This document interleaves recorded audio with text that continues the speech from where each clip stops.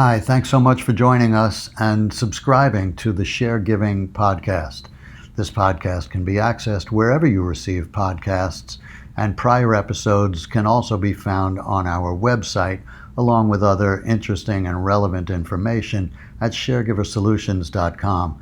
Please tell your friends and anyone who may be in a family member dementia caregiving situation, a difficult one at best. In our last episode, we described the overall approach to sharegiving, which involved three key elements: mindset, game plan, and networks. I'm Rob Stoller, your host, along with my brother David, who's been a sharegiver to his wife Barbara for almost 15 years, since she was diagnosed over 10 years ago with early onset Alzheimer's. It was during that time and through that experience that David developed the sharegiving approach to caregiving.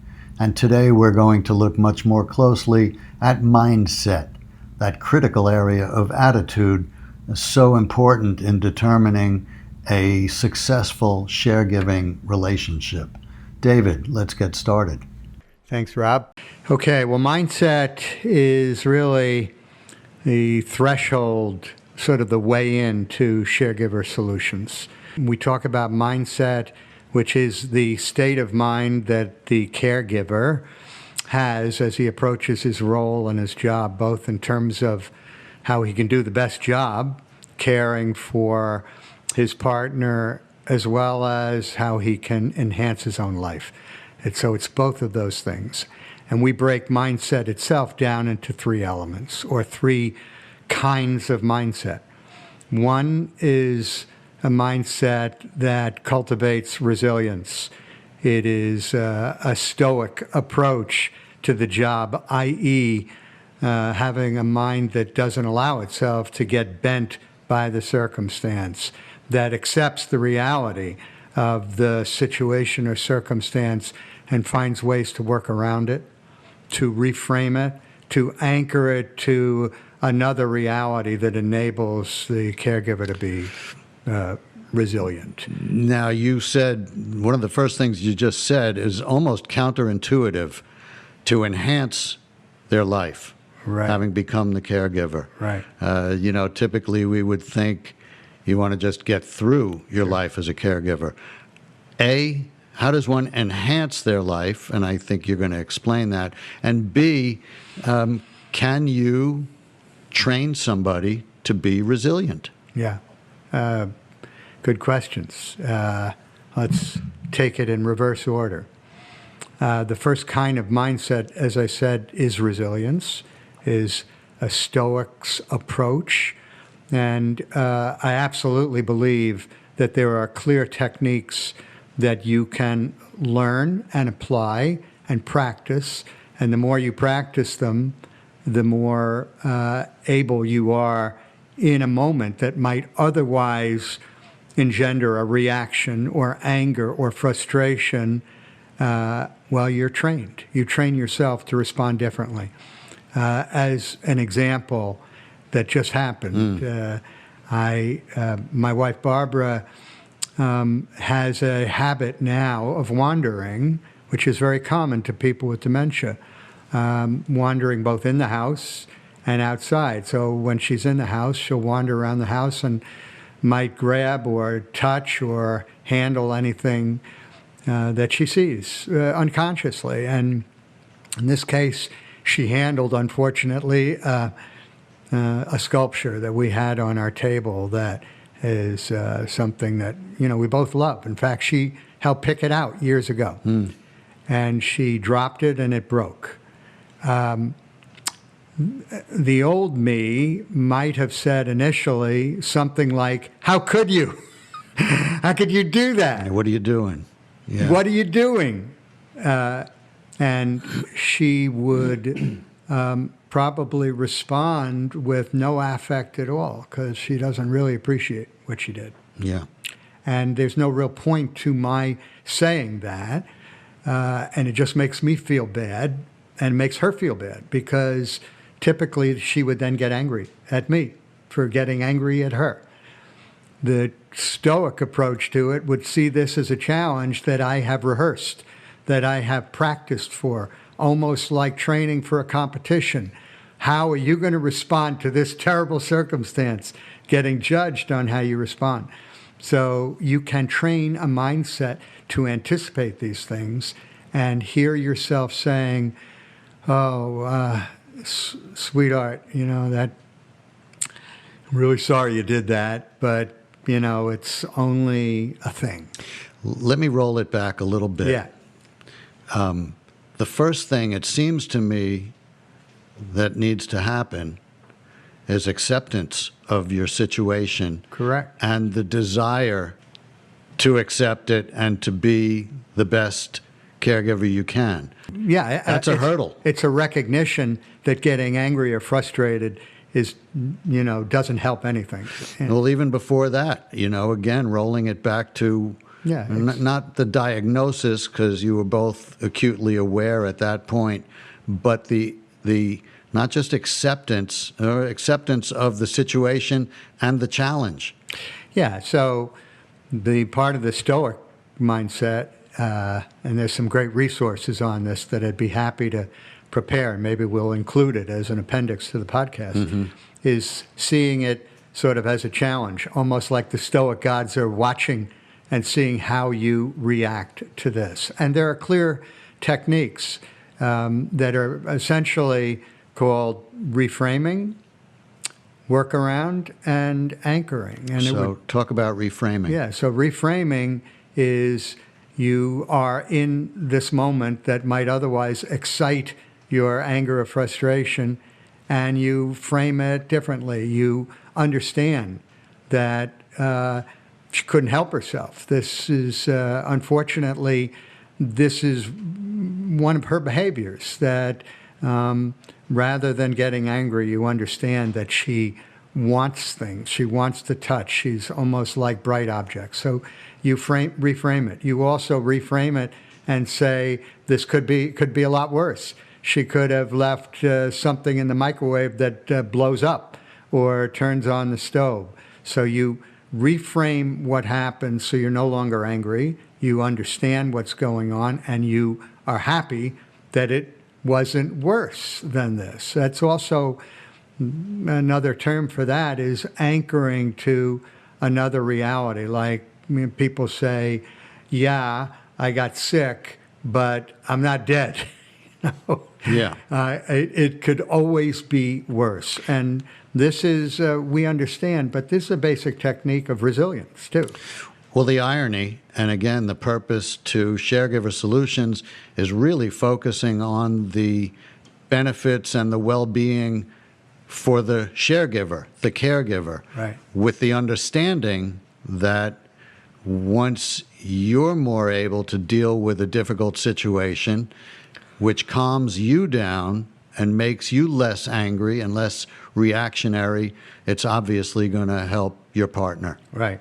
So this is sort of the second aspect. The last thing I would say as a technique is what I would call workaround, where you learn as a sharegiver in time that everything that happens, there's a way to work around it rather than getting angry. And your mind starts to automatically, cast whatever's happened in a way that makes you feel better and your partner feel better.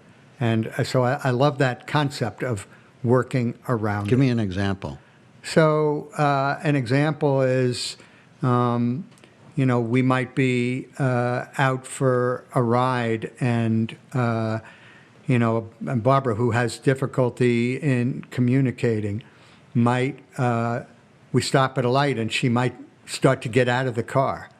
I might have previously said, what are you doing? And now I would work around that. I would, quietly say, Barb, close the door. We're not there yet. When we're there, you can get out, close the door, help me put your seatbelt on. She may or may not do it. But rather than, get excited and yell at her and have a scene, this also happens when we're in a store. One great technique from not driving is to stop and she may, be acting out in a store, is to go up to her in the store, put my arms around her. Invariably, she will put her arms around me, hug her, and the moment passes. And I've worked around it in the simplest of ways. Yeah. But rather than getting really pissed off or embarrassed or hustling her out of the store, which I might otherwise feel like doing. It seems like in every situation like that, there's that moment where either it escalates or it de-escalates. Correct. Correct. And it's a simple action, it seems, that can de-escalate it. But if you don't go that way, it's a bad situation. And the interesting thing as a sharegiver, having practiced this over the years, is it applies to virtually everything else. I don't really lose it like I might have in the past over things that at the end of the day are, not meaningful. Yeah, it's a perspective check. Yeah. So the second aspect of mindset, or the second kind of mindset, is what I call the growth mindset. And this is a situation where not only do you accept the reality of your situation, but you see an opportunity to learn, to grow, to nourish your own imagination about it, your curiosity. So you see this situation you're in as an opportunity rather than as a burden or a sentence. Yeah. And in my case, for example, because, I am curious, number one, I saw the opportunity to try to learn more about the situation, and not necessarily the science of the disease, although I am interested, but the way people respond to this disease, and also the way it can be prevented, if not cured, because my curiosity was about my own life. How, seeing this, do I make sure it doesn't happen to me? What can I do? So I nourish my own learning about something that's important. And what happens, it also makes me an advocate for other people, especially younger people in my family, my daughters, my nieces, nephews. So it's really valuable. And you find you're converting a situation that now you're learning and you're teaching at the same time. Relatedly, as a sharegiver, I learn techniques or innovative ways to deal with this that I might not have. But, I'm using, my imagination. So Barbara doesn't speak in a way that's coherent often. And I'm spending a lot of time with Barbara, and I miss conversations. So I might invent a conversation. And in doing that, I'll take a subject, for example, that I'm interested in, like artificial intelligence, and I'll create a two-way conversation while we're in the car for a while. Barbara doesn't necessarily know what I'm talking about, but she's interested. She's always interested because I'm including her in the conversation. If I'm not including her, if I'm just on the phone, or I'm talking with you and she's sitting inside, she can get very frustrated right away. Yes. So I learn as a technique how to both pass the time, but pass the time in a way that's edifying to me. Yeah. I'm learning something about my own subject. It seems to me all of this goes beyond Stoic. Stoic is kind of this is growth. Okay, this is what I got to do, so I'm not going to cry about it, I'm just going to do it. You take it to a higher level, and you actually trained yourself to embrace it. Correct. This is what I'm going to do, and God damn it, I'm going to do it well and enthusiastically. I mean, again, this applies to life generally. Yeah. But if you see your daily experience as an opportunity always to develop your own knowledge, to grow your own interests, to nurture your own imagination and curiosity, if that's your mindset, then you are doing all those things, and you're better for it. Well, what more important than in a situation that's otherwise stultifying, deadening, numbing, is to apply the same thing, and you find that you are not enjoying it. And listen, I also don't want to sugarcoat this, because there are some really hard times where no matter what, you are going to labor through it. And ultimately, your mindset has to be one of compassion because you're dealing with somebody that's really suffering. And the best you can do is to be compassionate. That's a mindset as well. And that's a fundamental mindset of caregiving or share giving is, compassion. Compassion and empathy. But in almost all cases, there is a way for us to advance our own learning and knowledge and curiosity. Again, I guess my not cynical side, but devil's advocate, if you're not, I know you. You are a serial curious person. Right. Voracious reader, always have been. If that's not your nature, how can you develop that mindset? I think typically if it is your nature, this is a simpler thing to grasp. Correct. If it's not your nature and you're not necessarily stoic by nature. Listen, it's a great question, and it really applies to everything we're going to be talking about in this podcast series. We will be right back after a word from our sponsor. The Sharegiver Solutions podcast is sponsored in part by our friends at Happier at Home Care, a 27-year-old family-owned and operated business based in Doylestown, Pennsylvania. They're a home care agency that offers in-home companion care, live-in and overnight care, and non-medical care, as well as one-to-one care in facilities. Owned by Pat and Lisa Morvillo, Happier at Home Care is hands-on and full service, providing background checks, bonding, liability and workers' compensation insurance. Extremely reliable and responsive, they can be reached at 267-742-3209. Again, Happier at Home Care. We call these Sharegiver Solutions. Yes. So we are presuming that much of this is not natural or, intuitive. Yeah. And in fact, a lot of it's counterintuitive because somebody could say, it's hard enough for me to just deal with what I'm dealing with. You want to layer onto me all of this other stuff. In addition to everything I'm doing. I don't think I can do it. Yeah. So one of the things that we will share in this series are very specific techniques, almost like drills that you can do when you're in a situation that makes it easier for you to deal with it, but also shows you how you can learn while you're doing it. And so all I can say is, yes, you're right. For a lot of people that may not have that proclivity to being curious and all, they can train that. Because once they understand that it's going to make it easier and better in their share giving. If you don't see a benefit, then it is just a burden. It will expand them. Correct. As a human being. Correct. Yeah. So, there's so many aspects to this that I think lend themselves to learning. And one, as I said, that more recently has really impressed itself upon me is what I call the science of prevention. I've become, so interested in all of those things that can help prevent this, both for myself and for everybody that I can talk to. Basically diet, fitness, neural growth, getting enough sleep, which I don't do, and managing stress. And there's a science behind all of these things, which I find fascinating and compelling. Yeah. So it's just one thing that as a share giver, it arms me with more knowledge and also makes me feel better.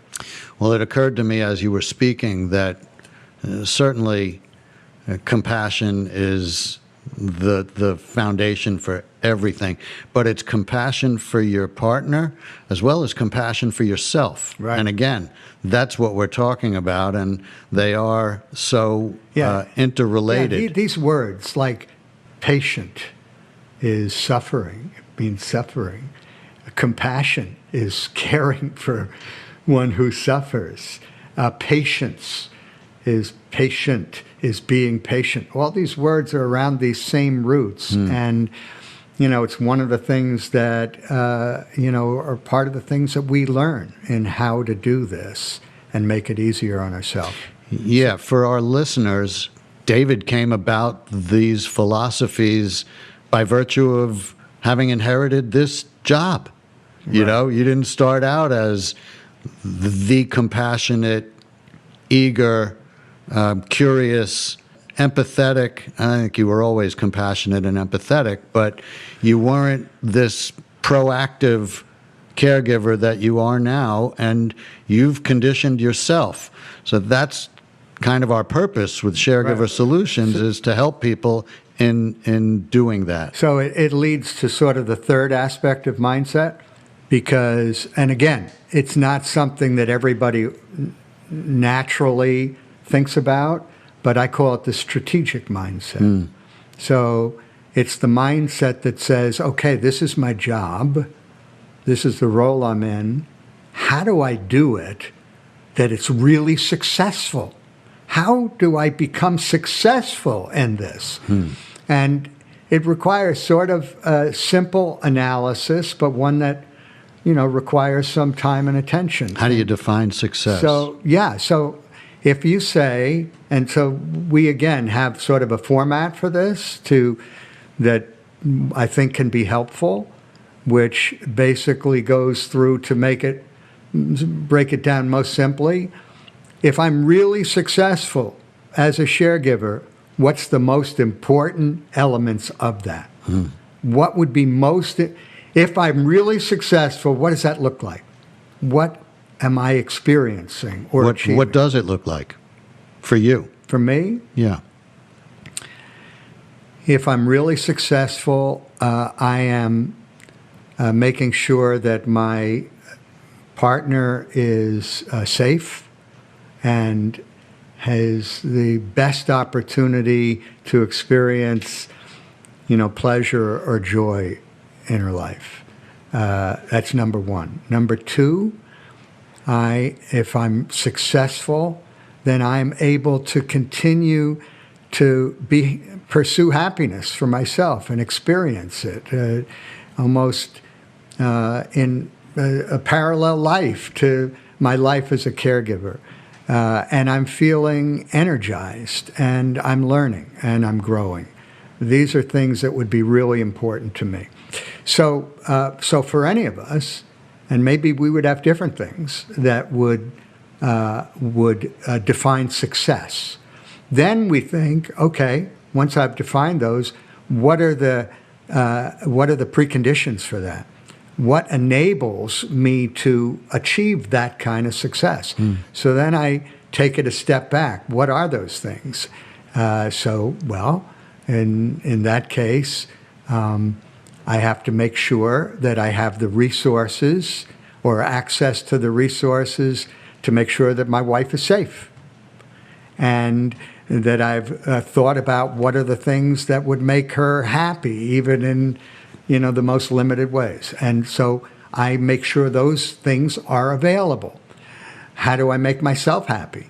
Okay, well, I have to evaluate what is it that would make me happy while I'm doing this. And in my case, it's finding the time to serve certain interests that I have, whether it's reading or conversation with people, whatever it is, and then doing those things that enable that.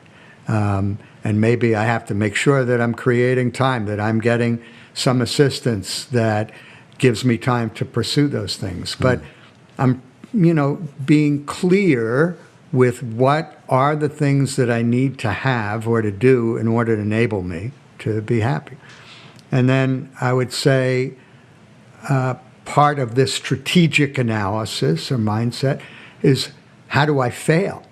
You know, what are the things that would cause me to fail? And relatedly, what are the things, if I do it, it almost assures success in this role?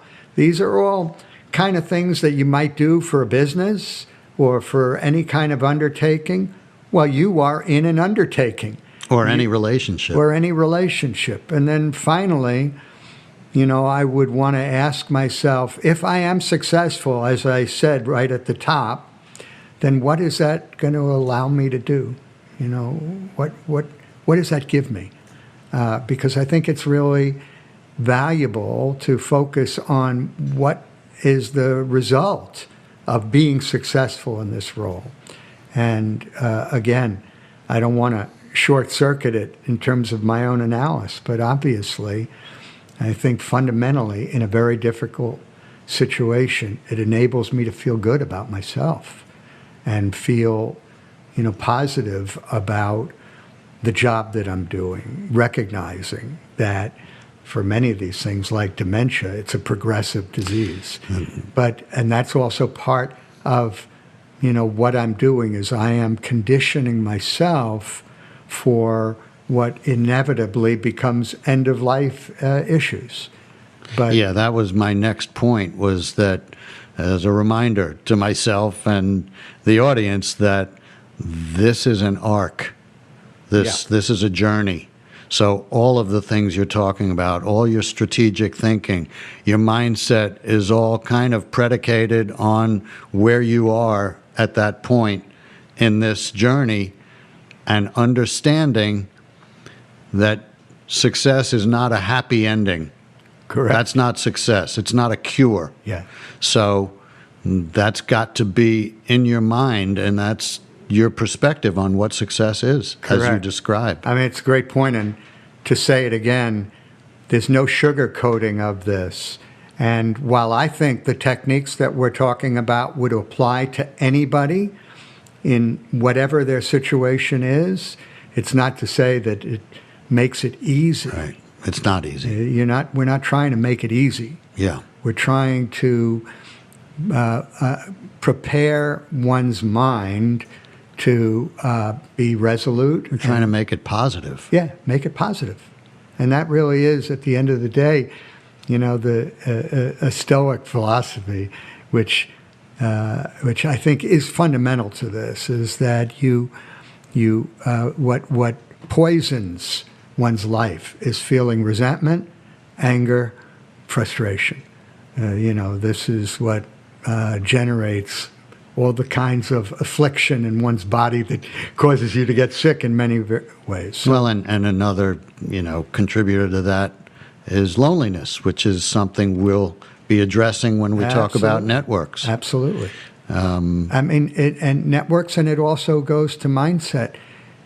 Part of your mindset, one of the things that's important to you if you're succeeding in this role is you want to be happy. And so many people are lonely.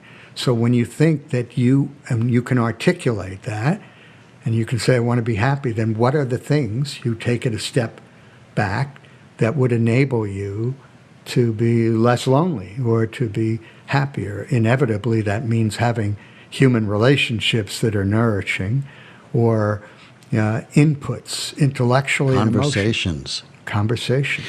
It occurs to me, we hear the expression so often at the end of the day, but that can almost be taken literally in this case. To have a good day is a Right. success. Correct. And there's a Marcus Aurelius, one of the great Stoics, is most famous probably for a single phrase, I might leave tonight. I might leave tonight. So let's do something with this day Yeah. that's positive. Again, there's more to this that we will cover in greater depth in subsequent podcasts, and we're also going to have guests that can address this No question. very specifically. Yeah, you're certainly not the only one going through it. And people But much more expert. I think it's clear that you're not saying, and we're not saying, it's an easy thing to do. But if it's something you are going to do, you may as well do it to gain the greatest benefit for yourself and the loved one you're caring for. Right. Okay. Nice job.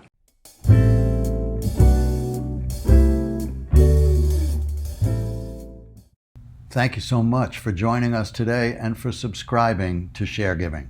Please tell your friends or anyone you know who might find themselves in a family member sharegiving situation. There are so many out there, and we want them to know they are not alone, and we can help. We urge you also to visit the website at sharegiversolutions.com, where you'll find many other videos, lots of information, and a place to tell us a little about yourself, about your situation. Give us your questions, concerns, triumphs, advice. In short, become a sharegiver with us. Sharing is the way of caring. Can I get an amen? Come on, David, let's sing. Amen. Amen. Amen. Amen. Amen. Sing it one more time now. Amen. Amen. Amen.